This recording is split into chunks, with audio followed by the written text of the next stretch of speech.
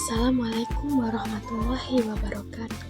Perkenalkan, saya Novia Putri dengan NIM 240536. Di sini saya akan menjelaskan min map tentang perkembangan ilmu manajemen mata kuliah pengantar manajemen dengan dosen pengampu Ibu An-Nur Fitri Hayati, SPD, MPD. Baiklah, pertama saya akan menjelaskan sejarah ilmu manajemen. Manajemen itu sudah ada sejak lama.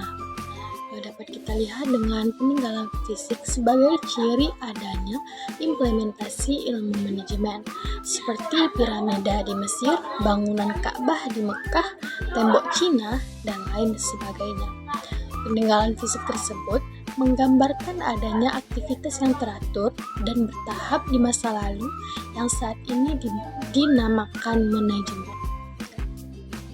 Pionir ilmu manajemen modern. Pertama, Robert Owen. Menurutnya, perlunya sumber daya manusia dan kesejahteraan pekerja dalam sebuah organisasi. Kedua, Charles Foubagi menyebutkan bahwa pentingnya efisiensi dalam kegiatan produksi, khususnya dalam penggunaan fasilitas dan material produksi. Tiga kelompok pemikiran terdahulu dalam ilmu manajemen. Pertama, perspektif manajemen klasik. Dalam perkembangan manajemen klasik, terdapat dua perspektif utama, yaitu pertama, kelompok manajemen ilmiah atau scientific. Kelompok ini berfokus pada efisiensi kerja dan produktivitas. Tokoh-tokohnya meliputi pertama, Frederick W. Taylor mengembangkan time and motion study, Pitchfork Pie System, serta prinsip dasar manajemen ilmiah. Pertama, saya akan menjelaskan Convention Studies dan Pitchfork Pie System dari Taylor. Frederick W. Taylor mengembangkan sistem pembayaran berdasarkan jumlah unit yang diproduksi. Contoh, pekerja A menghasilkan 25 unit atau lebih, mendapatkan upah Rp50.000. Pekerja B menghasilkan 20 unit di bawah standar, mendapatkan Rp35. Pekerja C menghasilkan 24 unit sesuai standar, mendapat Rp48.000. Sistem ini menunjukkan bahwa semakin produktif seorang pekerja, semakin besar upah yang diterima, sehingga memotivasi efisiensi kerja. Selanjutnya, saya akan menjelaskan 4 prinsip Taylor dalam tahapan manajemen. Pertama, merumuskan pendekatan ilmiah dalam setiap jenis pekerjaan. Kedua, melakukan seleksi dan pelatihan tenaga kerja berdasarkan pendekatan ilmiah. Ketiga, memberikan arahan dan pemantauan untuk memastikan pekerjaan dilakukan sesuai standar. Yang keempat, melanjutkan perbaikan sistem kerja secara berkelanjutan. Sistem Taylor ini bertujuan untuk meningkatkan efisiensi, produktivitas, dan standar kerja dalam industri. Buku selanjutnya adalah Frank Gilbert dan Lillian Gilbert. Meneliti efisiensi produksi, psikologi industri, dan manajemen sumber daya manusia. Selanjutnya Henry L. Gantt mengembangkan Gantt untuk perencanaan dan kontrol proyek. 4 gagasan Gantt dalam manajemen. Pertama, kerjasama yang saling menguntungkan antara tenaga kerja dan pimpinan. Kedua, seleksi ilmiah tenaga kerja atau karyawan. Ketiga, sistem insentif untuk merangsang produktivitas karyawan dan organisasi. Keempat, penggunaan instruksi-instruksi kerja yang terperinci. Yang terakhir, Harrington Emerson mengembangkan 14 prinsip efisiensi dalam manajemen. Perspektif manajemen klasik yang kedua yaitu perspektif manajemen administrasi. Kelompok ini berfokus pada struktur organisasi dan efisiensi administrasi. Tokoh-tokohnya meliputi pertama, Henry Fayol merumuskan 14 prinsip manajemen. Berikut ini adalah 14 prinsip tersebut. Pertama, pembagian kerja, yaitu adanya spesialisasi akan meningkatkan efisiensi pelaksanaan kerja. Kedua, wewenang, yaitu adanya hak untuk memberi perintah dan dipatuhi.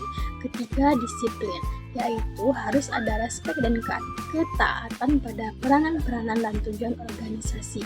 Yang keempat, kesatuan perintah, yaitu bahwa setiap pekerja hanya menerima instruksi tentang kegiatan tertentu dari hanya seorang atasan.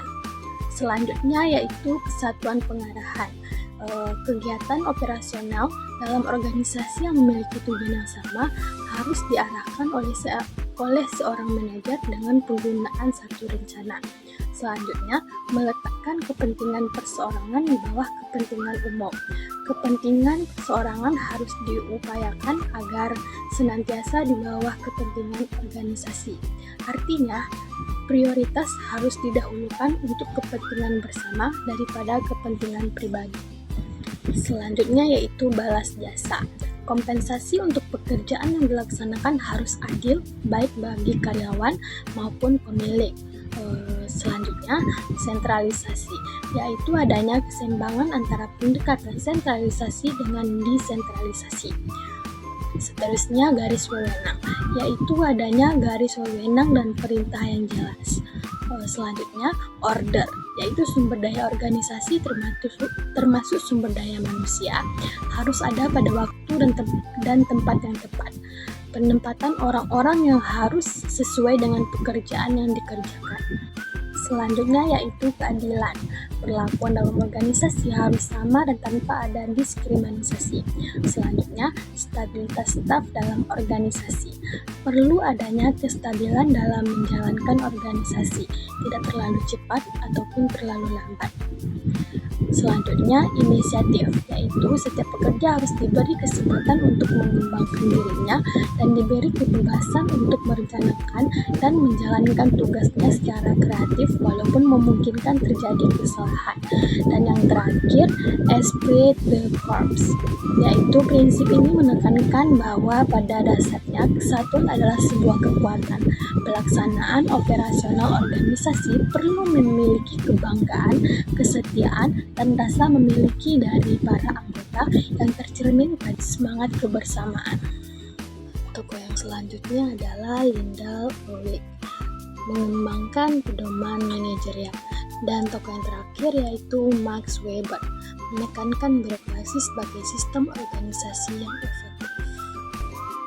Kelompok pemikiran terdahulu dalam ilmu manajemen selanjutnya yaitu perspektif manajemen perilaku. Pertama, Hugo Münzberg menyatakan bahwa pentingnya pemahaman psikologis khususnya motivasi para pekerja. Kedua, Study Hawthorne menjelaskan teori perhatian. Contohnya, pekerja akan lebih produktif jika merasa diperhatikan. Selanjutnya, teori penerimaan sosial. Pekerja akan menunjukkan produktivitas berdasarkan faktor penerimaan sosial. Yang ketiga, teori relasi manusia. Hierarki kebutuhan dari Abraham Maslow dan teori X dan Y dari Douglas M. Kierkegaard. Selanjutnya, teori perilaku kontemporer menjelaskan bahwa perhatian pada perilaku pekerja yang disebabkan oleh faktor psikologis, sosiologis, antropologis, dan lain sebagainya, melahirkan konsentrasi ilmu perilaku organisasi. Yang terakhir yaitu perspektif manajemen kuantitatif. Pertama, kelompok manajemen sains, yaitu pengenalan penggunaan model matematis dalam kegiatan bisnis dan industri, seperti penentuan jumlah teller dalam sebuah bank, ramalan atas volume penjualan, dan lain sebagainya. Yang kedua, kelompok manajemen operasi. Ini lanjutan dari kelompok manajemen sains dan adanya fokus pada pendekatan kuantitatif untuk peningkatan efisiensi dan dikenalnya pendekatan analisa break-even. Selanjutnya, saya akan menjelaskan teori manajemen kontemporer. Pertama, perspektif sistem dalam manajemen. Yang kedua, perspektif kontingensi dalam manajemen.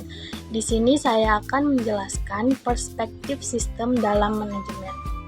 Perspektif sistem dalam manajemen. Di sini penjelasannya yang pertama yaitu sistem terbuka. adalah sistem yang melakukan interaksi dengan lingkungan, di mana kebalikannya, sistem tertutup tidak melakukan interaksi dengan lingkungan. Yang kedua, subsistem merupakan elemen-elemen dalam sistem organisasi atau manajemen yang satu sama lainnya saling berkaitan. Yang ketiga, sinergi adalah konsep yang menjelaskan bahwa pekerjaan dilaksanakan secara bersama-sama akan memberikan hasil yang lebih baik daripada hanya dikerjakan oleh seorang saja. Dan yang terakhir, entropi adalah kondisi di mana organisasi mengalami penurunan produktivitas dan kualitasnya disebabkan ketidakmampuan dalam membaca dan beradaptasi dengan lingkungan. Sekian yang dapat saya jelaskan pada kesempatan kali ini. Kalau ada kesalahan mohon dimaafkan. Assalamualaikum warahmatullahi wabarakatuh.